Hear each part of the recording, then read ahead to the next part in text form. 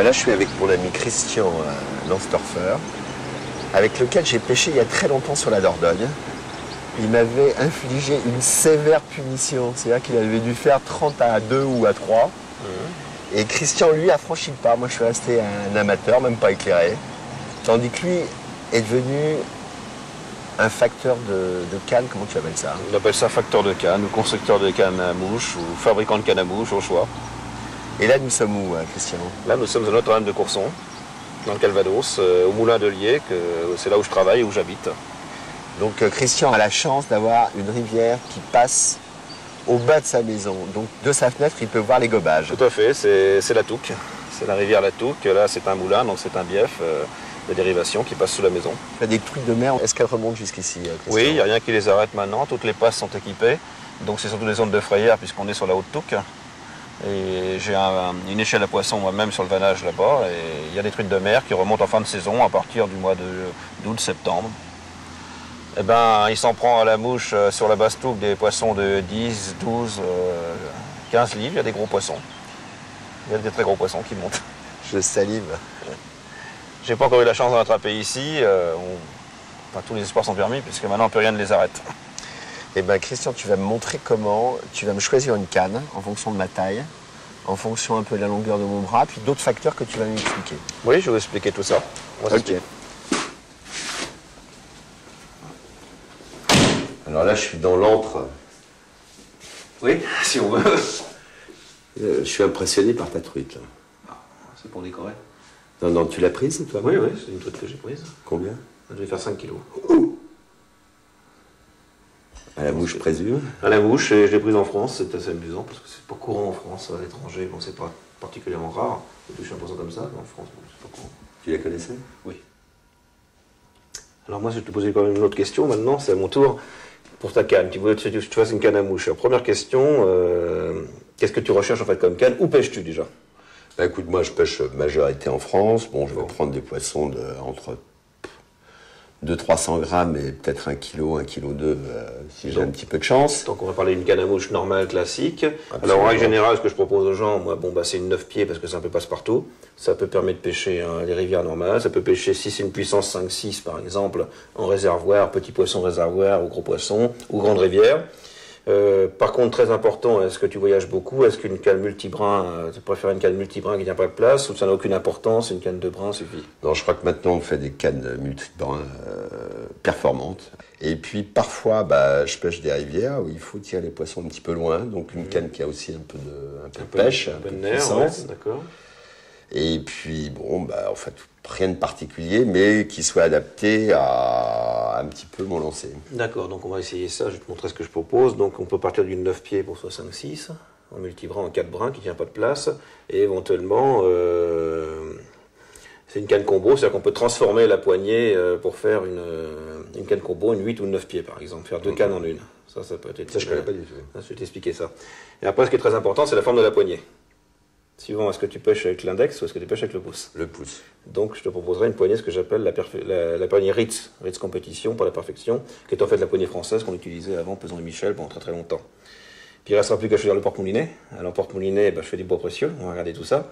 Ça peut être du cocobolo, ça peut être de la loupe de bruyère, ça peut être de l'ébène de Macassar, ou ça peut être de l'ébène tout court. Cocobolo. Oui, ou palissandre, on appelle ça aussi. Palissandre ou cocobolo, c'est les deux. Hein. Donc cocobolo, loupe de bruyère, loupe de tuya ou maïvène de Macassar. Que du beau. Que du beau, et avec plusieurs systèmes de fixation qui peuvent être noirs, qui peuvent être nickelés avec les anneaux. Ensuite, je marque le nom sur la canne, c'est livré dans un tube en cuir. Et puis on va regarder, je vais te montrer comment fonctionne tout ça. On va aller à l'atelier, on va passer ça. Vas-y. Donc voilà les bois que je peux te proposer, sur plusieurs modèles. Donc ce sont des bois satinés, ça c'est du Macassar, ça c'est de la bruyère, c'est du cocobolo. Et ça c'est l'aupe de tuya, c'est ce qu'on avait parlé, qui est très jolie. Là elle est brute, elle est complètement mate, donc je vais te la montrer comment je la polis pour la rendre très brillante. Et tu verras que ça change d'allure en fonction de ce que les gens veulent. Ces bagues-là peuvent être noires, elles sont noires très très très dures, hein, à usiner dans la masse. Celles-là sont légèrement nickelées dorées, c'est une question de goût et de choix. Donc maintenant j'ai parlé de la poignée, alors voilà comment moi je pars une poignée. Je fais rentrer des rondelles de liège du Portugal, très très très fines. Chaque rondelle est percée, est assemblée avec un pressoir de façon avec de la colle à bois, de façon à la tenir comme ça. Ensuite, je les prétourne pour obtenir une poignée brute, qui est une poignée ronde, qui est déjà lissée et tout, je fais sur le tour. Et en fonction de ça, je pars de la morphologie de la main, ce qu'on avait parlé, et suivant ce que tu veux, disons que je suis 3 sortes de poignées, qui sont en fait la demi-cigare, surtout pour ceux, je privilégie pour ceux qui pêchent avec l'index, donc je ne pense pas que c'est celle qui conviendra.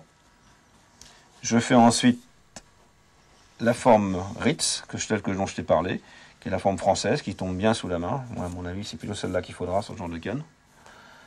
Et sinon, je fais une troisième forme pour les cannes plus puissantes, que j'appelle moi la perfection, les Anglais appellent ça autrement, ou les Américains, qui est en fait une canne creusée, où le pouce vient s'appuyer naturellement dessus. C'est plus réservé pour des cannes pour soit 7, 8 ou plus grosses, de façon à appuyer très fort avec le pouce. Et puis parallèlement à ça, en partant de ce modèle-là, j'en fais des plus longues, des plus courtes, des plus grosses, des plus fines. Ça, c'est toi qui vas choisir après la forme qui te convient le mieux. Moi, je pense que ce sera ou celle-là, ou la Ritz, la deuxième. Certainement une des deux. Celle-là, c'est la demi-cigare, je trouve qu'elle est trop petite pour ta main. Oui, j'ai oublié de te poser une question, toujours en parlant du blanc. Est-ce que tu préfères une canne brillante, donc un peu comme le blanc qui est là, satinée ou même carrément mate, ou de façon à éviter les reflets? Enfin, moi, c'est ou satiné ou mat, mais les reflets, je préfère la discrétion. D'accord, bon, il y a comme beaucoup de gens. C'est très simple, je vais te montrer comment je fais. Tu vois, la canne est brillante. Tout simplement, on prend une paille de fer 000, on déglace complètement l'élément. Alors, il y a un truc très simple pour faire une finition satinée. On prend une pâte, genre une pâte à polir. On repolit l'élément. On revient à la finition brillante. Mais il n'y a plus le reflet, on va comparer avec l'autre, qu'il y avait avant. Ça te fait une finition, tu as cassé le reflet tout en ayant quelque chose de bien lisse. Ça, c'est un petit truc beaucoup plus simple, on ne vernit plus comme à l'ancienne des blancs au pinceau, comme les cannes en bonbons fondus, parce que ça s'écaille, parce que c'est trop lourd, mais ça ne sert à rien du tout, les blancs sont vernis au four, il faut respecter ce qui a été fait au four, il faut vivre un peu avec son temps. Mais ça donne quand même quelque chose de sympathique, que de laisser un élément brut, brillant, comme il est vendu, comme tout le monde fait. Ouais, c'est moins discret quand même. Voilà. Après, je te parlerai de l'épine, de la position des anneaux, qui est très importante, mais on verra ça au montage à ce moment-là. Maintenant, on avait parlé de ce porte-moulinet-là. Je vais te montrer comment je le polis. Tu vas voir la différence. Là, tu l'as bien mat. Maintenant, tu vois ce que ça donne.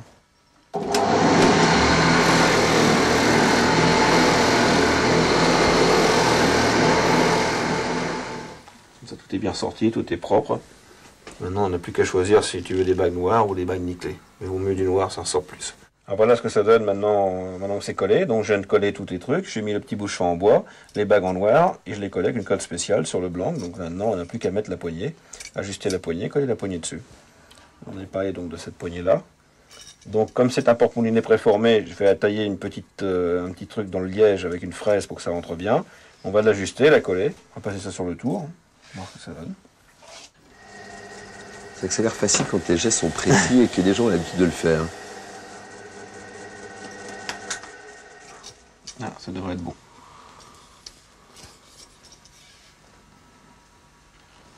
Voilà, on n'a plus qu'à la coller, puis bien l'ajuster. Prendre un petit enjoliveur. Ouais, non, c'est très agréable. C'est un très beau liège, ça. Ah, c'est très important. Je t'attaque beaucoup de fois à l'importance du liège. Il faut que le liège soit parfait, il faut qu'il n'y ait aucun trou de boucher. Sinon, au bout de 15 jours, 3 semaines, 1 mois, les trous s'en vont, le bouche-port s'en va, puis on a des lièges affreux, ça l'iconitette, ça n'a aucun intérêt. Dans le liège du Portugal, je crois que c'est le plus beau liège qui existe. C'est le plus beau, mais on a du mal quand même à en trouver, parce qu'ils ont aussi mauvais liège. En fait, je trouve dans les grandes maisons de champagne qui font des très très beaux bouchons, qui utilisent les mêmes genres de petites rondelles de liège de 6 mm. Et c'est avec eux que j'achète, puis des grandes marques américaines aussi de fabricants de canne à mouche. Il faut toujours se battre sur la qualité du liège, sinon... Et là encore, il est brut. Il a juste été tourné, comme tu l'as vu, mais quand on va bien le polir et bien le poncer, ça va être parfaitement lisse, ça devrait être beaucoup plus joli. J'en ai pas de poli là, je vais regarder ça là-haut. On va passer maintenant au montage des anneaux, de la position, des ligatures et du vernis. Une autre étape.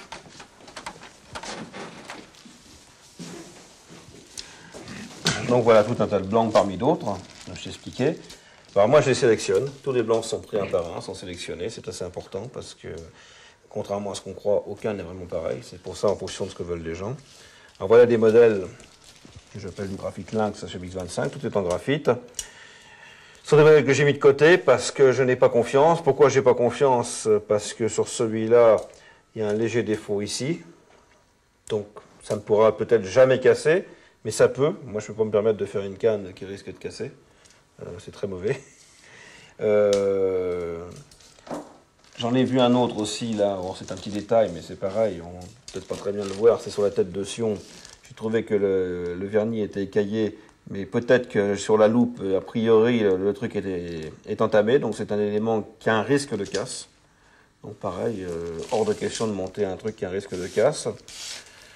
Voilà à peu près comment je sélectionne les blancs. Bon, bien entendu, après, je regarde qu'ils sont parfaitement droits, c'est important. Je regarde surtout alors l'épine. Ça, c'est une deuxième chose qui est très très importante sur un blanc.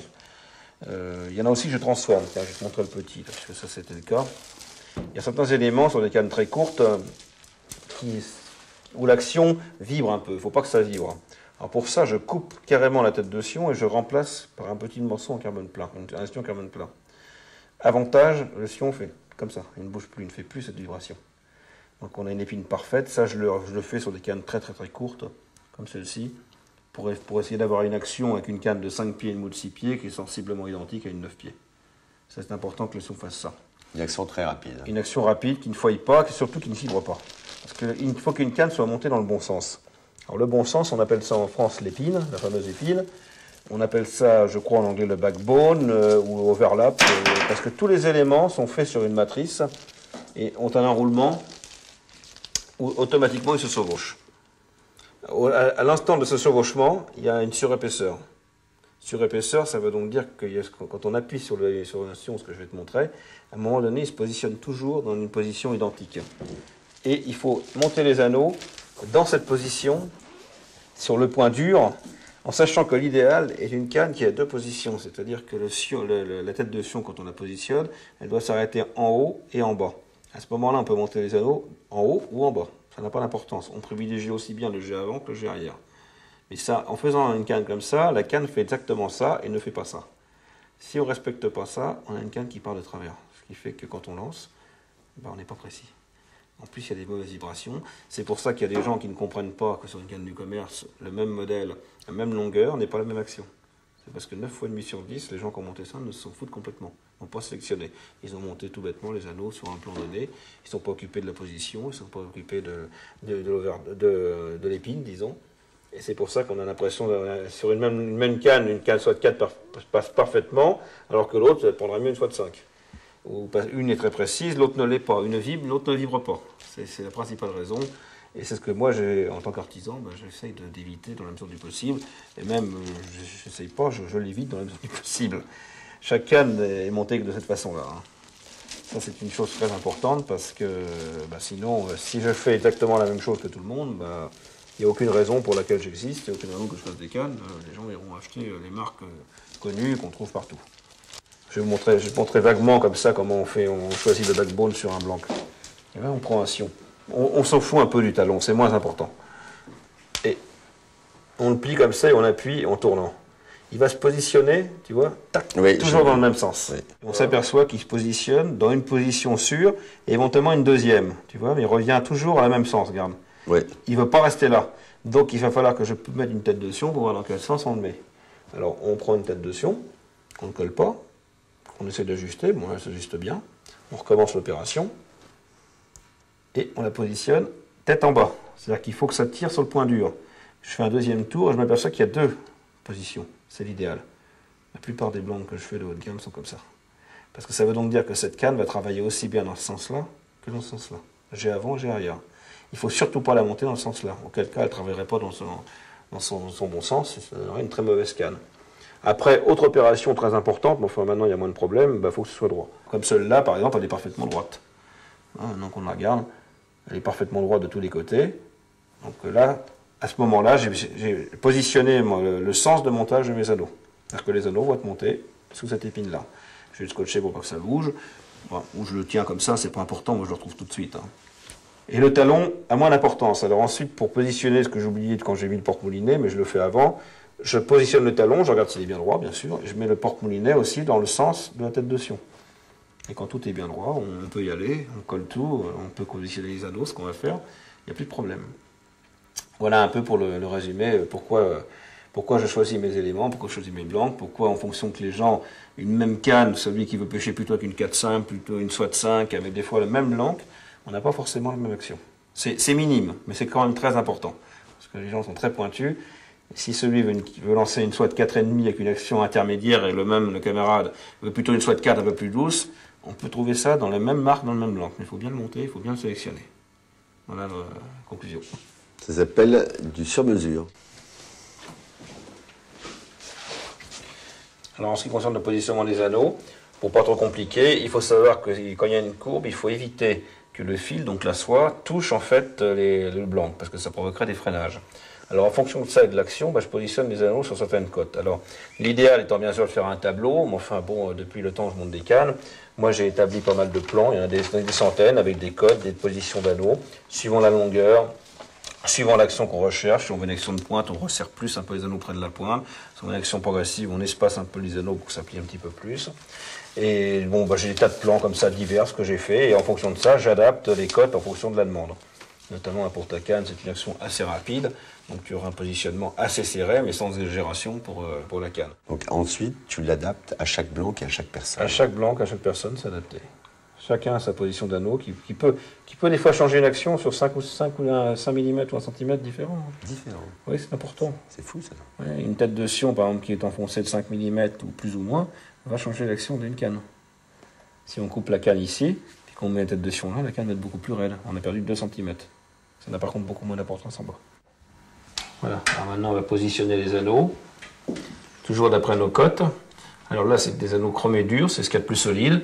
Serpentiforme, il y a 2 pattes. Bon, il existe maintenant des anneaux monopattes. Enfin, pour l'instant, pour les cannes à mouche, dans 90%, on utilise ça. Donc, j'ai collé la tête de sion suivant l'épine, comme on avait vu. Maintenant, je prends mes cotes, donc toujours le centre de l'anneau. Là, c'est 11 cm. Je place 11 cm. Je mets un petit morceau de scotch pour tenir la patte de l'anneau. Donc j'utilise du fil de soie, là c'est couleur vert, très très fin, pour que ce soit très esthétique, sur lequel il y aura après 6 couches de vernis. Alors on démarre sur une petite boucle qui va remonter sur la patte de l'anneau. On coupe à ce moment-là le petit excédent. Il ne se voit plus. Et on monte jusqu'en haut de l'anneau. Et avant la fin, on passe une autre boucle. Cette boucle-là, en fait, qui va faire le nœud, qui va tenir le fil. Alors il faut que les spires soient complètement jointives. Voilà, il faut que tout soit très très jointif. C'est pas le plus facile sur les petits sions comme ça. Ça se met assez vite en face.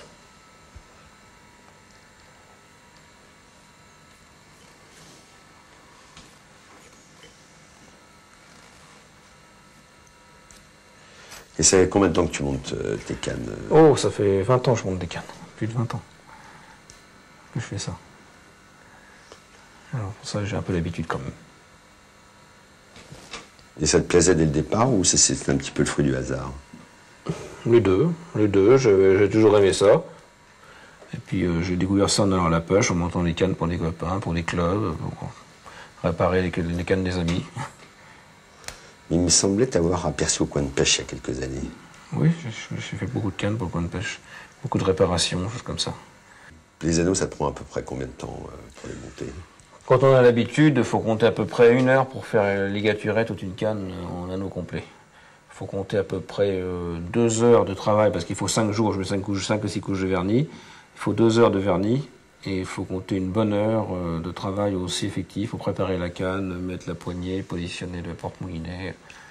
Conclusion, si on faisait un travail de A à Z en une seule journée, il faut compter 5-6 heures pour monter une canne, c'est un minimum. 5-6 heures, mais en réalité, il faut une semaine parce qu'il y a des temps de séchage. Mais 5-6 heures, quand on a l'habitude, quand on sait faire vite, bien. Sinon, si on veut faire comme ça, il faut 20-25 heures, voire plus. Voilà, alors maintenant on va procéder à la première couche de vernis. Qu'est-ce que tu mets comme vernis? Alors c'est un vernis gras, tout simple, un vernis polyuréthane monocomposant. En fait, je mets 6 couches de vernis. Je mets d'abord 3 couches de vernis gras et après 3 couches d'époxy dilué pour que ce soit très très très fin. Alors la première couche de vernis gras, je ne la fais pas tourner, je la mets tout bêtement à la main, uniquement sur la ligature. Ça va foncer le fil, ça va tenir le fil et ça va mieux accrocher après les anneaux. Il faut surtout pas mettre de color preserver ou de machin comme ça qu'on vend parce que ça ne vaut rien du tout. J'en mets juste sur le tour. Alors, il ne faut surtout pas que ça déborde. Bon là j'ai l'habitude, il ne faut pas que ça déborde ni à gauche ni à droite. Il faut en mettre peu.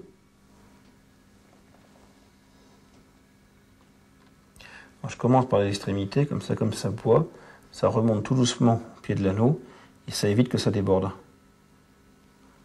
Alors là, je le fais sécher comme ça, je m'occupe pas, je le fais pas tourner, parce que ça sèche très vite en fait, le vernis gras.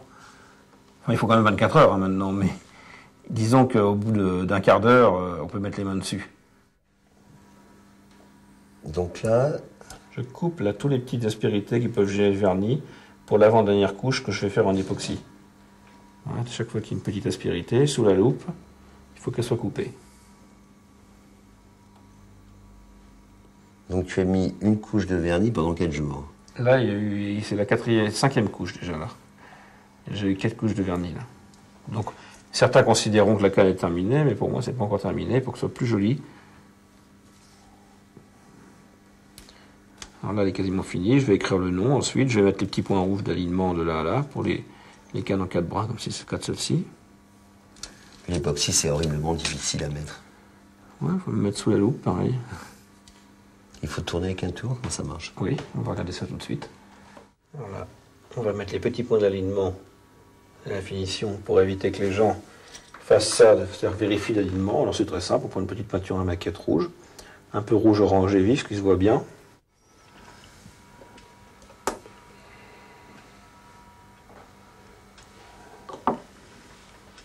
Ça me fait bizarre de voir une plume avec... Ça se perd, hein. Ouais. Alors là, donc je marque toujours la longueur de la canne. Là, tu mets le numéro.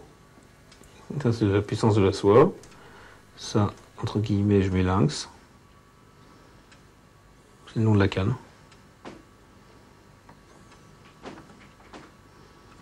Et là, je mets un numéro qui correspond en fait à la date à l'envers. Donc on met 98, année 05, le mois, 27, le jour. Et puis là... Donc elle est millésimée comme les bons vins. Voilà, toujours. Sacha.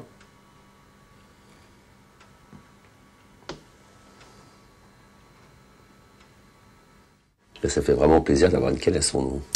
Voilà. C'est sympa. Alors là, c'est la dernière couche. Toujours pareil, sous la loupe, avec un époxy dilué.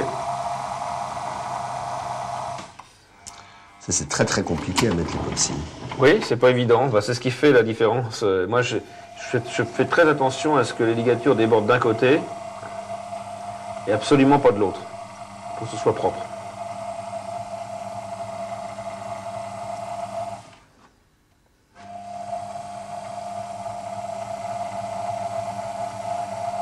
Alors là, comme c'est une ligature de renfort, c'est pour ça qu'elle prend tout l'anneau. À ce moment-là, je la fais en 2 fois. Donc là, je suis obligé de faire comme ça. Donc tu ne vernis absolument pas ta canne. Non, on ne vernit que les ligatures, on ne vernit plus les cannes. Sauf peut-être quelques fois les cannes en bambou et encore, c'est fini ça. Est-ce qu'un vernis peut changer l'accent d'une canne? S'il y en a trop, oui. S'il y en a trop, oui, mais avant les vernis n'étaient pas ce qu'ils étaient, donc on était obligé de vernir toutes les cannes avec des pinceaux en poil de martre à la main, mais ça maintenant c'est dépassé, parce que si on fait ça maintenant, les cannes sont trop lourdes et l'action est complètement modifiée. On enlève en fait tout ça qui servait à tenir la canne. Et on enlève cette petite canne ici. Et on va pouvoir mettre la canne à cet endroit-là, qui est en fait une machine pour juste pour sécher. Ça tourne tout doucement. On met plusieurs cannes et cette petite plaque chauffe légèrement. Donc ça maintient une température constante dans la boîte. Et le plastique ne sert uniquement qu'à observer ou à l'abri de la poussière. Et je crois que la rotation évite que... Voilà. Ça évite que le vernis coule, c'est indispensable. On ne pourrait pas mettre un vernis comme ça, sinon le vernis coulerait et ça n'aurait aucune allure. Il faut que ça tourne régulièrement, doucement. Donc ça va tourner environ pendant 3 ou 4 heures. Après je l'éteins. Il faut attendre 24 heures. Elle sera parfaitement dure au bout de 48 heures. Et là on pourra pêcher avec sans problème. Ce sera fini. Après, et ça tient à vie, ça.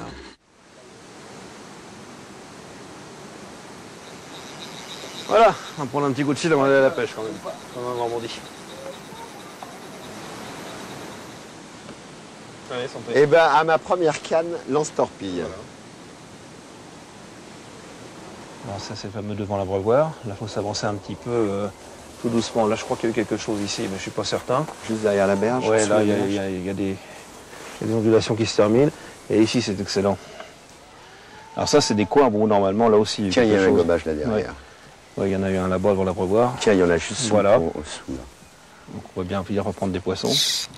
Bon, c'est quand même assez amusant. Alors, normalement, le premier coup que je pêche, c'est ici. Là, je m'avance à peu près là. J'observe là, parce que souvent, dans ce petit retour, il y a des beaux poissons. Et là, c'est souvent des grosses truites.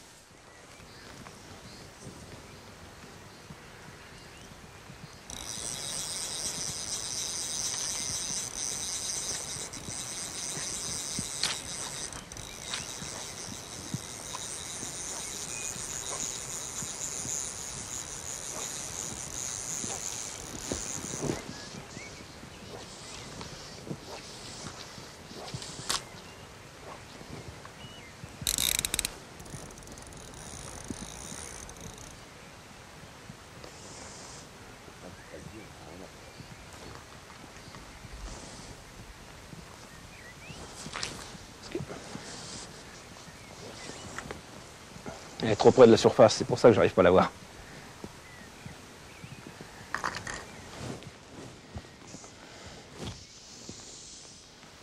Elle a regobé là-haut. Elle y est, hein. Elle est revenue, mais elle est plus haute. Elle est là. Hop là. Bravo.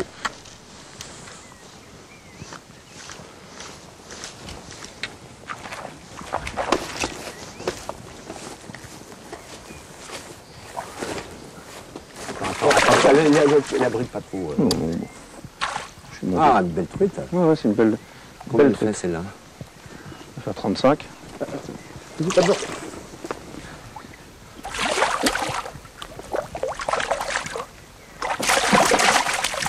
Elle est claire, c'est vrai qu'elle est claire, c'est marrant. Je pense qu'elle n'est pas trop mal accrochée, sinon... Sinon, elle serait déjà partie. Ouais. C'est un beau poisson de la touque.